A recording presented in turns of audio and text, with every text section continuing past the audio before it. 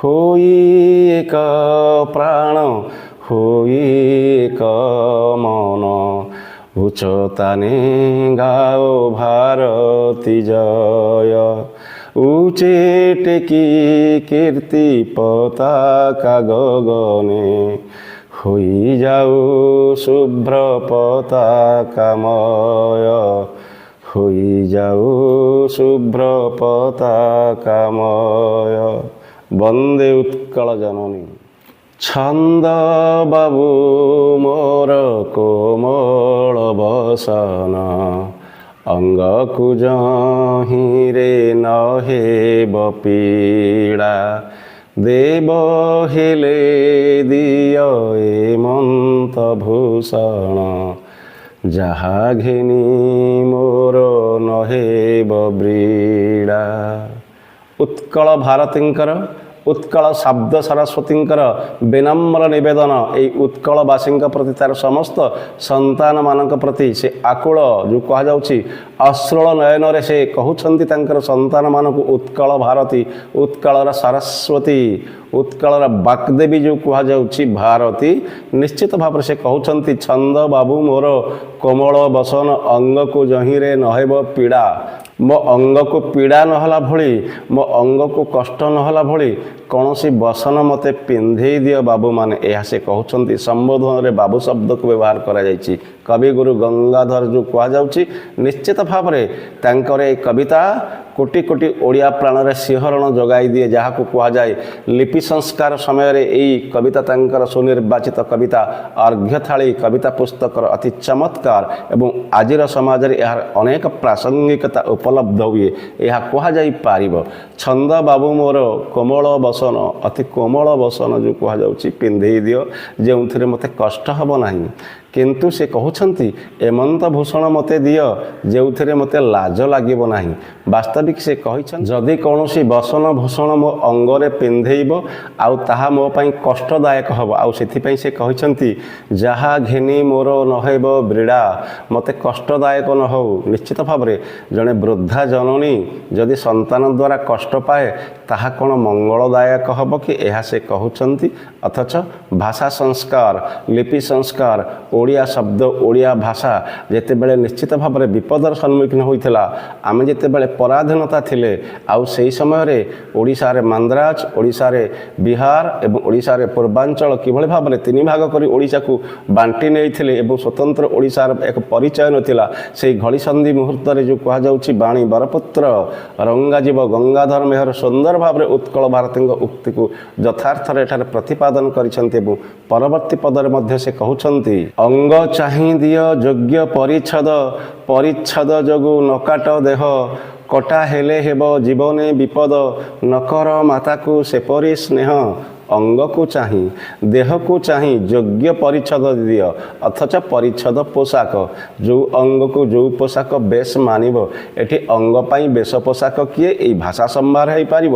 ଉତ୍କଳ ଭାରତୀଙ୍କ ଉକ୍ତି କୁହାଯାଇଛି ତେଣୁ ପରିଚ୍ଛଦ ଯୋଗୁଁ ଦେହକୁ କାଟିବାର ଆବଶ୍ୟକତା ନାହିଁ ଅଙ୍ଗକୁ କାଟିବାର ଆବଶ୍ୟକତା ନାହିଁ। ଆଜି ଯଦି ଆଲୋଚନା ହୁଏ ଉତ୍କଳ କଳିଙ୍ଗ ଆଉ କୋଶଳ ବିଭିନ୍ନ ଭାଗରେ ଉତ୍କଳକୁ ବିଭକ୍ତ କରିବାର ଯେଉଁ ଚକ୍ରାନ୍ତ ଯେଉଁ ଅନ୍ୟମନସ୍କତା ସେଇଥିପାଇଁ ତ ପଶ୍ଚିମାଞ୍ଚଳର ବରଗଡ଼ରୁ ସେ ଶୁଣେଇଥିଲେ ତାଙ୍କର ଅମୃତମୟ ଫଳଶ୍ରୁତି ଭାଷା ଭାରତୀର ଆଉ ସେ କହିଥିଲେ ଅଙ୍ଗ ଚାହିଁ ଦିଅ ଯୋଗ୍ୟ ପରିଚ୍ଛଦ ପରିଚ୍ଛଦ ଯୋଗୁଁ ନକାଟ ଦେହ ମୋ ଦେହକୁ କାଟ ନାହିଁ ମୋତେ ଖଣ୍ଡିତ କର ନାହିଁ ମୋତେ ଖଣ୍ଡ ବିଖଣ୍ଡିତ କର ନାହିଁ। ଏହା ତାଙ୍କର ଥିଲା ନିଶ୍ଚିତ ଭାବରେ ଆକୁଳ ନିବେଦନ ଗଙ୍ଗାଧର ମେହରଙ୍କ ଭାଷାରେ। ଆହୁରି ମଧ୍ୟ ଉତ୍କଳର ଶବ୍ଦ ସରସ୍ୱତୀ କହୁଛନ୍ତି ନଖ ବଢ଼ିଥିଲେ କର କରତନ ରଞ୍ଜି ଦିଅ ତହିଁ ଅଳତା ରଙ୍ଗ ନାକ ବଡ଼ ଥିଲେ ତାକଲେ ଛେଦନ ହେବ ନାହିଁ କି ମୋ ସୌଷ୍ଠବ ଭଙ୍ଗ। ବାସ୍ତବିକ ଚମତ୍କାର ପଦଗୁଡ଼ିକ ସେ କହୁଛନ୍ତି ଯଦି ନଖ ବଢ଼ିଛି ନଖ ତ ରୋଗର ଘର ଅଥଚ ଅନାବଶ୍ୟକୀୟ ଅଙ୍ଗ ମୋ ଦେହରୁ ତାକୁ ଛେଦନ କରିବାକୁ ହେବ ଯାହା ମୋ ସହିତ କୌଣସି ପ୍ରକାର ତାଳମେଳ ନାହିଁ ଯାହା ମୋର ଅଙ୍ଗର କୌଣସି ବିକାଶରେ ସାହାଯ୍ୟ କରୁନାହିଁ ତାକୁ କାଟିଦେବା ନଖ ରୂପରେ ସେଥିରେ ଅଳତାର ରଙ୍ଗକୁ ରଞ୍ଜି ଦେଲେ ମୁଁ ଆହୁରି ସୁନ୍ଦର ଦେଖାଯିବି ଯେଉଁ କୁହାଯାଉଛି, ଯେଉଁ ଅଳତା ରଙ୍ଗରେ ତାକୁ ରଙ୍ଗାୟିତ କରିଦେବ। କିନ୍ତୁ ଯଦି ନାକ ବଡ଼ ଥିବ, ଦେହର ଯିଏ ନିଶ୍ଚିତ ଭାବରେ ମୌଳିକ ଅଂଶ ଯଦି ତାକୁ କାଟିଦେବା, ଅଥଚ ଓଡ଼ିଶା ରାଜ୍ୟର କୌଣସି ମୌଳିକ ଅଙ୍ଗକୁ ଯଦି ଆମେ ଭାଷା ଭିତ୍ତିରେ, ଯଦି ଆମେ ରାଜନୀତି ଭିତ୍ତିରେ ତାକୁ ଛେଦନ କରିବା, ତାହେଲେ ଜନ୍ମଭୂମିର ଏଇ ମାଟି ବୈକୁଣ୍ଠର ସୌଷ୍ଠବ ଅର୍ଥାତ୍ ସୌନ୍ଦର୍ଯ୍ୟ ନିଶ୍ଚିତ ଭାବରେ କୁଶ୍ଚିତ କଦାକାର ହେଇଯିବ ନାହିଁ କି? ତାଙ୍କୁ ସେ ପଚାରିଛନ୍ତି ପ୍ରଶ୍ନ, କିନ୍ତୁ ଆଜି ମଧ୍ୟ ଏ ପ୍ରଶ୍ନର ପ୍ରାସଙ୍ଗିକତା ଅଛି ବୋଲି ମନେ ହୁଏ। ରୋଗ ଥିଲେ ଦେହେ ପ୍ରତିକାର କର, ପ୍ରକୃଷ୍ଠିତ ହେଉ ଜୀବନ ମୋର, ଭିନ୍ନ ବର୍ଣ୍ଣେ ଯଦି ରଞ୍ଜ କଳେବର, ହେବ ମାତ୍ର ତହିଁ ବିଭତ୍ସ ଘୋର। ଚମତ୍କାର। ରୋଗ ଥିଲେ ଦେହେ ପ୍ରତିକାର କର। ଯଦି ଅନ୍ୟମନସ୍କତା ଅଛନ୍ତି ଓଡ଼ିଶାର ବିଭିନ୍ନ ପ୍ରାନ୍ତରରେ ଓଡ଼ିଶାକୁ ବିଭିନ୍ନ ଭାଗରେ ବିଭକ୍ତ କରିବାର ଯେଉଁ ମାନସିକତା, ଯେଉଁ ରୁଗ୍ଣ ମାନସିକତା, ତାହା ହିଁ ତ ରୋଗର କାରଣ। ତେଣୁ ଏ ରୋଗ ପାଇଁ ଆମକୁ ନିଦାନ ଯେଉଁ କୁହାଯାଉଛି ତାର ଔଷଧର ବ୍ୟବସ୍ଥା କରିବାକୁ ପଡ଼ିବ, ସେମାନଙ୍କୁ ବୁଝେଇବାକୁ ପଡ଼ିବ, ସେମାନଙ୍କୁ ଉପଯୁକ୍ତ ଭାବରେ ଥଇଥାନ କରିବାକୁ ପଡ଼ିବ, ଜାତୀୟ ସ୍ରୋତରେ ସାମିଲ କରିବାକୁ ପଡ଼ିବ। ତାହେଲେ ଏ ଅସୁସ୍ଥ ମାତା ନିଶ୍ଚିତ ଭାବରେ ସୁସ୍ଥ ହେବ ଏବଂ ପ୍ରକୃଷ୍ଠିତ ହେବ ତାର ଜୀବନ। ଆଉ ସେଥିପାଇଁ ସେ କହିଛନ୍ତି ପ୍ରକୃଷ୍ଠିତ ହେଉ ଜୀବନ ମୋର। ଆଉ ପୁଣି କୁହାଗଲା ଭିନ୍ନ ବର୍ଣ୍ଣେ ଯଦି ରଞ୍ଜ କଳେବର, ହେବ ନାହିଁ କି ତହିଁ ବିଭତ୍ସ ଘୋର। ଯଦି ଅନ୍ୟ ବର୍ଣ୍ଣରେ ଏଇ କଳେବରକୁ, ମାତାର କଳେବରକୁ ତମେ ରଙ୍ଗରେ ରଙ୍ଗାୟିତ କରିବ, ମାତା ନିଶ୍ଚିତ ଭାବରେ ବିଭତ୍ସ ହେଇଯିବ, ବିକଳାଙ୍ଗ ହେଇଯିବ। ତେଣୁ ଏଭଳି ସ୍ନେହ ମାତାକୁ କରିବାର ଆବଶ୍ୟକତା ନାହିଁ। ଜନନୀ ଜନ୍ମଭୂମିଶ୍ଚ ସ୍ୱର୍ଗାଦପି ଗରୀୟସୀ କୁହାଯାଇଛି। ଏଇ ମାତାକୁ ନିଶ୍ଚିତ ଭାବରେ ଭାଗ ଭାଗ କରି ଆମେ କି ସୁଖ ପାଇବା? ଭାଷା ଭିତ୍ତିରେ, ରାଜନୀତି ଭିତରେ, ଆଞ୍ଚଳିକ ଭିତ୍ତିରେ ଯଦି ଉତ୍କଳକୁ, ଯଦି କଳିଙ୍ଗକୁ, ଯଦି କୋଶଳକୁ ବିଭକ୍ତ କରି ଦିଆଯାଏ, ତାହେଲେ ଜନନୀ ଉତ୍କଳ ଅସନ୍ତୁଷ୍ଟ ହେବ, ତା ଆଖିରୁ ଲୁହ ଝରିବ। ଆଉ ସେଇଥିପାଇଁ ତ ଉତ୍କଳ ଭାରତୀଙ୍କ ଉକ୍ତି ବାସ୍ତବିକ ଆଜିର ଆବଶ୍ୟକତା। ସେ କହୁଛନ୍ତି ତୁମେ ମୋତେ ଯେଉଁ ବେଶରେ ସାଜିବ, ସେ ବେଶ ଦେଖିବେ ଜଗତ ଜନେ। ତୁମେ ଯଦି ମୋତେ ଯତନେ ମାଜିବ, ମାର୍ଜିତ ଉଜ୍ଜ୍ୱଳ ହେବି ଭୁବନେ। ବାସ୍ତବିକ ଜଗତ ଜନକ ସମ୍ମୁଖରେ ତୁମେ ମୋତେ ଯେଉଁ ବେଶରେ ସଜାଇବ, ମୋର ସନ୍ତାନମାନେ, ଯେଉଁ ଜଗତ ଜନେ, ସମସ୍ତ ସଂସାରର ଲୋକମାନେ ମୋତେ ସେଇ ରଙ୍ଗରେ ଦେଖିବେ, ମୋତେ ସେଇ ଦୃଶ୍ୟରେ ଦେଖିବେ। ତୁମେ ମୋତେ ଯେମିତି ସଜାଇବ ମୁଁ ତୁମକୁ ସେମିତି ଦେଖାଯିବି, ମୁଁ ଜଗତ ଜନକୁ ସେମିତି ଦେଖାଯିବି। ତୁମେ ଯଦି ମୋତେ ଯତ୍ନରେ ମାଜିବ, ଉଜ୍ଜ୍ୱଳରୁ ଉଜ୍ଜ୍ୱଳତର କରିବ, ନିଶ୍ଚିତ ଭାବରେ ସମଗ୍ର ଜଗତରେ ମୋର ଶୋଭା ବିକଶିତ ହେବ, ପ୍ରକଟିତ ହେବ ଏବଂ ମୁଁ ଉତ୍କଳ ଭାରତୀ ନାମରେ ସମଗ୍ର ପୃଥିବୀରେ ଖ୍ୟାତ ହେବି ଏବଂ ଏଇ ଯଶର ଅଧିକାରିଣୀ ମୁଁ ହେଇପାରିବି ମୋର ଏଇ ସନ୍ତାନମାନଙ୍କ ଯୋଗୁଁ। ତେଣୁ ସେ ନିବେଦନ କରିଛନ୍ତି ତାଙ୍କର ସନ୍ତାନମାନଙ୍କୁ। ଆହୁରି ମଧ୍ୟ କହୁଛନ୍ତି ଦେଉଁ ଦେଉଁ ମୋର ନୟନେ ଅଞ୍ଜନ, ମୁଖ ଯଦି ହେବ କାଳିମାମୟ, ପୋଛ ଗଣ୍ଡ କାଳି ନ ଦେଇ ରଞ୍ଜନ, ହେବ ମନୋହର କାନ୍ତି ଉଦୟ। ଅଥଚ ଆଖିରେ ମୋର ଅଞ୍ଜନ ଦେବ, କାଳି ଦେବ। ଯଦି ଆଖିରେ ଅଞ୍ଜନ ଦଉ ଦଉ ସାମଗ୍ରିକ ଭାବରେ ମୁଖମଣ୍ଡଳ କାଳିମାମୟ ହେଇଯାଏ, ତାହେଲେ କ'ଣ ହେବ? ଏଇ ଗଣ୍ଡକାଳିକୁ ତୁମେମାନେ ପୋଛିଦେବ ମୋର ପିଲାମାନେ। ଏହି ଗଣ୍ଡକାଳିକୁ ତୁମେ ଶ୍ରୀମୁଖରୁ ପୋଛିଦେବ, ଆଖିରେ ଅଞ୍ଜନ ଦେବ। କିନ୍ତୁ ଆଖି ପାଇଁ ଏଇ ଅଞ୍ଜନ ସୁନ୍ଦର, ଆଖି ପାଇଁ କାଳି ହିଁ ସୁନ୍ଦର, କିନ୍ତୁ ମୁଖ ପାଇଁ କାଳି ସୁନ୍ଦର ନୁହେଁ। ଏହାକୁ ପୋଛିଦେବ ଯତ୍ନ କରି। ଏହା ସେ କହୁଛନ୍ତି ପାଇଥିଲେ ଦିଅ ବିଲାତି ପ୍ରସୂନ, ଥାଏ ଯଦି ତହିଁ କିଛି ସୌରଭ। ସୌରଭ ନଥିଲେ କାନ୍ତିରେ ନ୍ୟୁନ, ନଥିଲେ ବଢ଼ିବ ସିନା ଗୌରବ। କୁହାଯାଉଛି ଯଦି ପାଇଛ ବିଲାତି, ବିଦେଶୀ ସୌରଭ ଯେଉଁ କୁହାଯାଉଛି ପ୍ରସୂନ ଅର୍ଥାତ୍ ଫୁଲ, ବିଦେଶୀ ଫୁଲ ନିଶ୍ଚିତ ଭାବରେ ଦେଶୀ ରାଜ୍ୟରେ ତାହାର ପ୍ରଚଳନ ନଥାଏ, ବିଲାତି ଫୁଲର ଆଦର ନଥାଏ। କିଆ କେତକୀ ଗେଣ୍ଡୁ କନିଅର ଫୁଟି ପଡ଼ୁଛି ଏ ଦେଶରେ, ତାର ବାସ ମହକି ଉଠୁଛି। ଆଉ ଯଦି ସୌରଭ ଅଛି ଏଇ ବିଲାତି ପ୍ରସୂନରେ, ଆଣିଲେ କିଛି ହିଁ ଅସୁବିଧା ନାହିଁ। କିନ୍ତୁ ଯଦି ସେ ବିଲାତି ପ୍ରସୂନ, ବିଲାତି ଫୁଲରେ ସୌରଭ ନଥାଏ, ତାହା କେବଳ ଲୋକ ଦେଖାଣିଆ ଏବଂ ଚିକ୍ ଚିକ୍ କରୁଥାଏ, ତାହେଲେ କାନ୍ତିରେ ନ୍ୟୁନ ହେବ।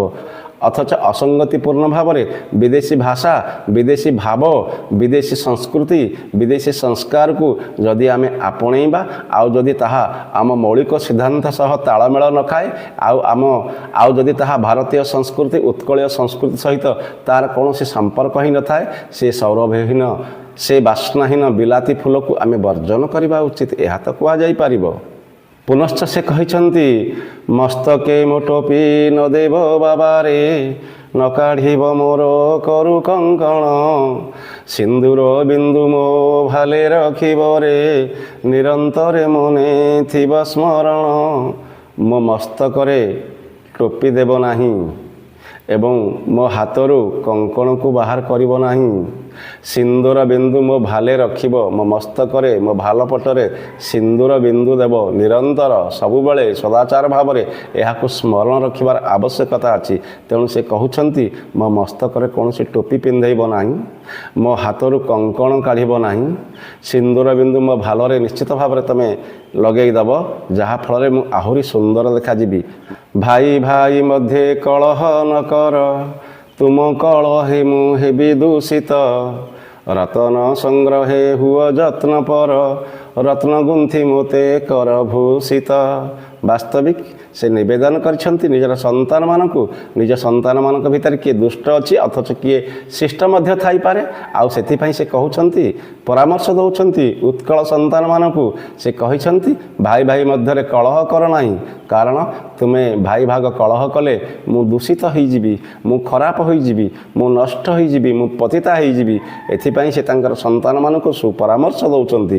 ଆଉ ମଧ୍ୟ ତାଙ୍କୁ କହୁଛନ୍ତି ରତ୍ନକୁ ସଂଗ୍ରହ କର କାଚ ସନ୍ଧାନରେ ଯାଅ ନାହିଁ କାଞ୍ଚନକୁ ସନ୍ଧାନ କର ଯାହାଦ୍ୱାରା ତୁମର ମହତ୍ଵ ପ୍ରତିପାଦିତ ହେବ ଆଉ ସେ ରତ୍ନ ମୋ ବେକରେ ତୁମେ ଗୁନ୍ଥି ଦେବ ମୁଁ ଆହୁରି ସୁନ୍ଦର ଦେଖାଯିବି ମୁଁ ଆହୁରି ମଧ୍ୟ ଦୁନିଆରେ ଗର୍ବ କରି କହିପାରିବି ମୋ ଉତ୍କଳୀୟ ସନ୍ତାନମାନେ ଯଥୋଚିତ ଭାବରେ କର୍ମବୀର ଏବଂ ଧର୍ମବୀର ମଧ୍ୟ ଯିଏ ତାଙ୍କ ଜନନୀକୁ ନିଶ୍ଚିତ ଭାବରେ ସମ୍ମାନିତ କରିପାରନ୍ତି ସମ୍ମାନ ଦିଅନ୍ତି। ବିଦେଶୀ ଭାଷା ବିଦେଶୀ ଭାବ ବିଦେଶୀ ସଂସ୍କୃତିକୁ ସେ ଗ୍ରହଣ କରିପାରନ୍ତି ନାହିଁ। ପଶ୍ଚିମା ପବନର ପ୍ରଭାବରେ ଏ ଦେଶ କିଭଳି ଭାବରେ କଳୁଷିତ ହେବାକୁ ଯାଉଛି ନିଜର ମୌଳିକ ସଂସ୍କାର ସଂସ୍କୃତିକୁ ଏବଂ ଆର୍ଯ୍ୟଭୂମି ଦେବଭୂମି ଋଷିର ଭୂମି ଭାରତବର୍ଷର ଯେଉଁ କୁହାଯାଉଛି ଅକଲ୍ୟାଣ ସାଧିତ ହେବାକୁ ଯାଉଛି ଅକଲ୍ୟାଣ ସାଧିତ ହେବାକୁ ଯାଉଛି ଏହା ପୂର୍ବରୁ ନିଶ୍ଚିତ ଭାବରେ କବି ରଙ୍ଗାଜୀବ ଗଙ୍ଗାଧର ସେ ସୂଚନା ପ୍ରଦାନ କରିଛନ୍ତି। ଉତ୍କଳ ଭାରତୀଙ୍କ ଉକ୍ତି ମାଧ୍ୟମରେ ଆହୁରି ମଧ୍ୟ କୁହାଯାଇଛି ମନ୍ଦିରକୁ ମୋର କର ସୁସଜ୍ଜିତ ରମ୍ୟ ରମ୍ୟ ଉପକରଣ ଆଣି କାଠ ଖମ୍ବମାନ କର ସୁରଞ୍ଜିତ ଢାଳି ଦିଅ ତହିଁ ସୁବର୍ଣ୍ଣ ପାଣି। ବାସ୍ତବିକ ମୋର ମନ୍ଦିର ଉତ୍କଳ ମନ୍ଦିର ମାଳିନୀ ଦେଶ ଯେଉଁ କୁହାଯାଉଛି ଉତ୍କଳସ୍ୟ ସମଦେଶ ଦେଶ ନାସ୍ତି ମହିତଳେ ଆହୁରି ମଧ୍ୟ କୁହାଯାଉଛି ଉତ୍କୃଷ୍ଟ କଳାର ଦେଶ ଉତ୍କଳ। ତେଣୁ ଏହି ମନ୍ଦିରକୁ ରମ୍ୟ ଯେଉଁ କୁହାଯାଉଛି ଅତ୍ୟନ୍ତ ମନୋହର ଭାବରେ ସୁସଜ୍ଜିତ କର ଏବଂ କୁହାଗଲା ଉପକରଣ ଆଣି କାଠ ଖମ୍ବମାନ ତୁମେ ପ୍ରସ୍ତୁତ କରିବ ଏବଂ ଏହାକୁ ସୁନ୍ଦର ଭାବରେ ସଜେଇ ଦେବ ଏବଂ ସୁବର୍ଣ୍ଣ ପାଣି ତା ଦେହରେ ତୁମେ ଢାଳିବାକୁ ହେବ ସେ କହୁଛନ୍ତି। ଆହୁରି ମଧ୍ୟ କହିଛନ୍ତି ନାନା ଦେଶୁ ଆଣ ତରୁ ବହ୍ଲିମାନ ରୋପଣ କରମ ଉଦ୍ୟାନ ଗର୍ଭେ ଉଦ୍ୟାନ କରିବ ସୁଫଳ ପ୍ରଦାନ ଭୁଞ୍ଜିବ ସୁଖେମ ନନ୍ଦନ ସର୍ବେ। ସମଗ୍ର ପୃଥିବୀରୁ ଯେଉଁ କୁହାଯାଉଛି ଅନେକ ଦେଶରୁ ସମଗ୍ର ପୃଥିବୀରୁ ତରୁ ବହ୍ଲିମାନ ଏଇ ଯେଉଁ ବୃକ୍ଷମାନଙ୍କୁ ତୁମକୁ ଆଣିବାକୁ ପଡ଼ିବ ଏବଂ ମୋର ଏଇ ଉଦ୍ୟାନରେ ମୋ ବକ୍ଷରେ ଥିବା ଏଇ ବଗିଚା ସମୂହ ଉଦ୍ୟାନରେ ତାକୁ ରୋପଣ କରିବାକୁ ହେବ କାରଣ ଏହି ଉଦ୍ୟାନରେ ରୋପଣ କରାଯାଇଥିବା ଏହି ଦେଶୀ ବିଦେଶୀ ସମସ୍ତ ବୃକ୍ଷରୁ ଯେଉଁ ଫଳ ସୃଷ୍ଟି ହେବ ସେ ଫଳକୁ ତୁମେ ଭୁଞ୍ଜି ସେ ଫଳକୁ ତୁମେ ଖାଇ ସମସ୍ତ ମୋର ସନ୍ତାନମାନେ ନିଶ୍ଚିତ ଆନନ୍ଦରେ ଜନନୀ ତାର ସନ୍ତାନ ମୁହଁରେ ଯଦି ଖୁସି ଦେଖେ ସେ ନିଶ୍ଚିତ ଭାବରେ ଖୁସି ହେବ। ଆବର୍ଜନାହୀନ କରମ ସଦନ କର ଆବଶ୍ୟକ ଜୀର୍ଣ୍ଣ ସଂସ୍କାର ମାନ୍ୟ ଧର୍ମ ରଖି କର ବିଚରଣ ନକର ମୁପୁରେ ଯଥେଚ୍ଛାଚାର। କୁହାଯାଇଛି ଆବର୍ଜନାହୀନ ପରିଷ୍କାର ପରିଚ୍ଛନ୍ନତା ଏବଂ କୁହାଯାଉଛି ମୋର ସଦନ ମୋର ସମସ୍ତ ବାସଗୃହକୁ ତୁମକୁ ନିଶ୍ଚିତ ଭାବରେ ପରିଷ୍କାର ଏବଂ ମୁକ୍ତ ରଖିବାକୁ ପଡ଼ିବ ସଂସ୍କାର ଆଣିବାକୁ ପଡ଼ିବ ସଂସ୍କାର ଧର୍ମୀ କରିବାକୁ ପଡ଼ିବ ଏ ଉତ୍କଳକୁ ମୋର ଭୂମିକୁ ନିଶ୍ଚିତ ଭାବରେ ଫଳରେ ଆଗାମୀ ପିଢ଼ି ତାର ସଂସ୍କାର ଏବଂ ସଂସ୍କୃତି ସମ୍ପର୍କରେ ଅନେକ ଶିକ୍ଷା ଲାଭ କରିପାରିବେ। ମାନ୍ୟ ଧର୍ମ ରଖି କର ବିଚରଣ ନିଶ୍ଚିତ ଭାବରେ ଗୁରୁଜନମାନଙ୍କୁ ମାନ୍ୟ କରିବା ଏବଂ ସାନମାନଙ୍କୁ ସ୍ନେହ ପ୍ରଦାନ କରିବା ଏଇ ତ ସନ୍ତାନ ତାର ଏଇ ତ ଜନନୀ ତାର ସନ୍ତାନମାନଙ୍କୁ ଏହି ପ୍ରକାର ନୀତି ଶିକ୍ଷା ଦେଇଥାଏ। କବିଗୁରୁ ଗଙ୍ଗାଧର ଯିଏ ଭାରତୀୟ ସଂସ୍କୃତି ଉତ୍କଳୀୟ ସଂସ୍କୃତିକୁ ସମ୍ମିଶ୍ରଣ କରି ତାଙ୍କ କବିତାରେ ନିଶ୍ଚିତ ଭାବରେ ଅନେକ ଉପଦେଶ ପ୍ରଦାନ କରିଛନ୍ତି। ଭାରତୀୟ ସଂସ୍କୃତିର ମହାନ ଗାଥା ଭାରତୀୟ ସଂସ୍କୃତିର ମହାନ ଉଦ୍ଗତା ଏବଂ ବରଗଡ଼ ମାଟିର ଏହି ମହାନ କବିଙ୍କୁ ନିଶ୍ଚିତ ଭାବରେ ମଥାଲଟା ପ୍ରଣାମ କରିବାକୁ ହୁଏ ଏବଂ ପରବର୍ତ୍ତୀ କବିତାରେ ମଧ୍ୟ ସେ କହିଛନ୍ତି ନିଜ ଉନ୍ନତି କି ଉନ୍ନତି ନମଣ ମୋତେ ନ କରିବା ଯାଏ ଉନ୍ନତ ଏକ ତରୁ ତଳେ ଥିବେ କେତେ ଜଣ ବହୁ ଜଳ ଫଳ ଦିଏ ପର୍ବତ। ନିଜର ଉନ୍ନତି ହେଲେ ଦେଶର ଉନ୍ନତି ହୁଏ ନାହିଁ ଏହା ସେ କହୁଛନ୍ତି। ତେଣୁ ସାମଗ୍ରିକ ଭାବରେ ଉତ୍କଳ ଭୂମିର ଉନ୍ନତ କରିବାକୁ ପଡ଼ିବ। ଗୋଟିଏ ଗଛ ମୂଳେ ଅନେକ ଲୋକ ଛାଇ ମାରିପାରିବେ କି? ଗୋଟିଏ ଗଛ ସମସ୍ତ ଜନସାଧାରଣଙ୍କୁ କ'ଣ ଫଳ ପ୍ରଦାନ କରିପାରିବ କି? ହସ ଖୁସି ଦେଇପାରିବ କି? ତେଣୁ ସମଗ୍ର ଅଞ୍ଚଳରେ ତୁମକୁ ବୃକ୍ଷକୁ ରୋପଣ କରିବାକୁ ହେବ। ଏଥିପାଇଁ କହିଛନ୍ତି ଗୋଟିଏ ତରୁ ଉନ୍ନତି ହେଲେ, ଗୋଟିଏ ତରୁରେ ଫଳ ଧରିଲେ, ଗୋଟିଏ ଗଛରେ ଫଳ ଧରିଲେ ତା ସାମଗ୍ରିକ ଭାବରେ ସମୂହର ଉନ୍ନତି ନୁହେଁ। ସେଥିପାଇଁ ଏକ ବ୍ୟକ୍ତିର ଉନ୍ନତି ନୁହେଁ, ସମୂହ ବ୍ୟକ୍ତି ନୁହେଁ, ଏଠି ସମଷ୍ଟିଗତ ଭାବରେ ସେ କହୁଛନ୍ତି ସାମଗ୍ରିକ ଉନ୍ନତିର କଥା କହିଛନ୍ତି। ବାସ୍ତବିକ ସ୍ୱଭାବ କବି ଗଙ୍ଗାଧର ଜନନୀଙ୍କ ଉଦ୍ବୋଧନ ଛଳରେ ଯେଉଁ ମହାନ ନୀତି ଶିକ୍ଷା ଜାତିକୁ ପ୍ରଦାନ କରିଛନ୍ତି, ଏ ଜାତି ନିଶ୍ଚିତ ଭାବରେ ଓଡ଼ିଆ ସାହିତ୍ୟ ବଞ୍ଚିଥିବା ଯାଏ ତାଙ୍କୁ ମନେ ରଖି। କିନ୍ତୁ ଆଜି ସେହି ମାଟିରୁ କାହିଁକି ବିଦ୍ରୋହର ସ୍ୱର ଉଠୁଛି? ଆଜି କାହିଁକି ଉତ୍କଳ, କୋଶଳ ଆଉ କଳିଙ୍ଗ ନାମରେ ଏହାକୁ ବିଭକ୍ତ କରିବାର ଚକ୍ରାନ୍ତ କରାଯାଉଛି? ରାଜନୀତି ଆଳରେ ଏହା ନିଶ୍ଚିତ ଭାବରେ ଘୋର ନିନ୍ଦାର ବିଷୟ। ତାଙ୍କ ଉତ୍କଳ ଲକ୍ଷ୍ମୀ, ତାଙ୍କ ଉତ୍କଳ ଭାରତୀଙ୍କ ଉକ୍ତି ପଢ଼ିବା ହୁଅନ୍ତୁ, ଜାଣିବା ହୁଅନ୍ତୁ। କିଭଳି ଭାବରେ ସେ ଭଲ ପାଉଥିଲେ ଓଡ଼ିଶାକୁ, କିଭଳି ଭାବରେ ସେ ଭଲ ପାଉଥିଲେ କଳିଙ୍ଗକୁ, କିଭଳି ଭାବରେ ସେ ଭଲ ପାଉଥିଲେ କୋଶଳକୁ ଏବଂ ଉତ୍କଳକୁ। ଏହି ପଶ୍ଚିମ ଓଡ଼ିଶାର ମହାନ କବି ତାଙ୍କ କାବ୍ୟ କବିତା ଥିବା ଯାଏ ଉତ୍କଳ, କଳିଙ୍ଗ, କୋଶଳ କେବେ ବିଭକ୍ତ ହୋଇପାରିବ ନାହିଁ, ଏହା ନିଶ୍ଚିତ ଭାବରେ କୁହାଯାଇପାରିବ। ଏବଂ ପରବର୍ତ୍ତୀ କବିତାରେ କବି କହିଛନ୍ତି, ତୁମ୍ଭ ରାଜ୍ୟ ଭୂମି ପ୍ଳାବି ନ ପାରନ୍ତି ଆଣ୍ଡସ ଗିରିର ଅସଂଖ୍ୟ ଝର, କେହରିବ ତୁମ୍ଭ ହୃଦୟ ତପତି ନ ବହିଲେ ପୁତ ସ୍ରୋତ ମୋହର। ନିଶ୍ଚିତ ଭାବରେ ସେ କହୁଛନ୍ତି ଆଣ୍ଡିସ୍ ପର୍ବତ କଥା ସେ କହିଛନ୍ତି, ଯାହାକି ନିଶ୍ଚିତ ଭାବରେ ପୃଥିବୀର ଅନ୍ୟତମ ମହାନ ପର୍ବତ। ସେ ପର୍ବତରେ ଯଦି ଝରଣା ଝରିବ ତାହା ଦ୍ୱାରା କ'ଣ ଉତ୍କଳ ଭୂମି ପ୍ଳାବିତ ହୋଇପାରିବ କି? ସେଥିପାଇଁ ସେ କହୁଛନ୍ତି ମୋ ହୃଦୟରେ, ମୋ ଦେହରେ ଥିବା ଝରଣାର ଅନ୍ତଃସ୍ରୋତ ଯଦି ବନ୍ଦ ହୋଇଯିବ, ମୋ ଝରଣା ଯଦି ନ ଝରିବ, ମୋ ସନ୍ତାନମାନେ ଜଳ ପାଇବେ ନାହିଁ ଏବଂ ବୃକ୍ଷରାଜି ଫଳ ସମୂହ ପ୍ରଦାନ କରିପାରିବେ ନାହିଁ। ଏଥିପାଇଁ ସେ କହୁଛନ୍ତି ଆଣ୍ଡିସ୍ ପର୍ବତ ଏବଂ ମୋ ଦେହରେ, ମୋ ବକ୍ଷରେ ଝରୁଥିବା ଝରଣା ଆଉ ମୋ ବକ୍ଷରେ ଥିବା ପର୍ବତର ଜଳ ନିଶ୍ଚିତ ଭାବରେ ପୃଥକ। ଏଠି ସେ କହୁଛନ୍ତି ଆମକୁ ଆମ ଅଞ୍ଚଳର ବିକାଶ କରିବାକୁ ପଡ଼ିବ, ଆମକୁ ଆମ ମାତୃଭୂମିର ସୁଖ ସମୃଦ୍ଧି କଥା କାମନା କରିବାକୁ ପଡ଼ିବ, ଆମକୁ ଆମ ଉନ୍ନତିର ଚିନ୍ତା କରିବାକୁ ପଡ଼ିବ, ବିଦେଶୀ ଭାବକୁ ପରିତ୍ୟାଗ କରିବାକୁ ପଡ଼ିବ। ଏହା ତ ସ୍ପଷ୍ଟ ଇଙ୍ଗିତ ଥିଲା ଉତ୍କଳ ଭାରତୀଙ୍କ ଉକ୍ତି କବିତାରେ ଯେ ଗଙ୍ଗାଧର ମେହେରଙ୍କର ସାହିତ୍ୟରେ ଉତ୍କଳ ବନ୍ଦନା, ଉତ୍କଳ ଭାରତୀଙ୍କ ଉକ୍ତି କିଭଳି ଭାବରେ ସମୂହ ଓଡ଼ିଶାବାସୀଙ୍କୁ ଏକତ୍ରିତ କରିବାର ଏକ ମନ୍ମୟ ପରିପ୍ରକାଶ ଏହା ନିଶ୍ଚିତ ଭାବରେ କୁହାଯାଇପାରିବ।